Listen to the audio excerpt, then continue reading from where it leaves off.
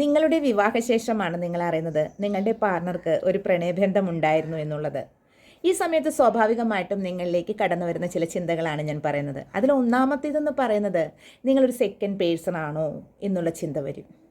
രണ്ടാമത് നിങ്ങൾക്ക് ട്രസ്റ്റ് ഇല്ലായ്മ വരും, വിശ്വാസമില്ലായ്മ, സെൽഫ് കോൺഫിഡൻസ് ഇല്ലായ്മ വരും.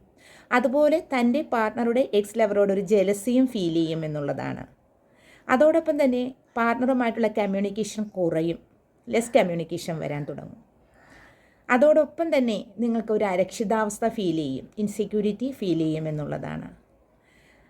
ഏറ്റവും മോസ്റ്റ് ഇമ്പോർട്ടൻ്റ് എന്ന് പറയുന്നത് നിങ്ങളുടെ പാർട്ണറുടെ എക്സ് ലവറുമായിട്ട് നിങ്ങളെ സ്വയം കമ്പയർ ചെയ്യാൻ തുടങ്ങും എന്നുള്ളതാണ്. അപ്പോൾ സ്വാഭാവികമായിട്ടും ഇതിൽ നിന്നെല്ലാം രക്ഷപ്പെടണമെങ്കിൽ നമ്മൾക്ക് ചെയ്യാൻ പറ്റാവുന്ന ഒരു കാര്യമേ ഉള്ളൂ. പാസ്റ്റിനെ അവോയ്ഡ് ചെയ്തിട്ട് നിലവിലുള്ള നമ്മുടെ വിവാഹ ജീവിതത്തെ നല്ല സ്ട്രോങ് ആയിട്ട് കരുപിടിപ്പിച്ചെടുക്കുക എന്നുള്ളതാണ്. അതാണൊരു പോംവഴിയായിട്ട് നമ്മൾ ഏറ്റവും അധികം കണക്കാക്കുന്നത്.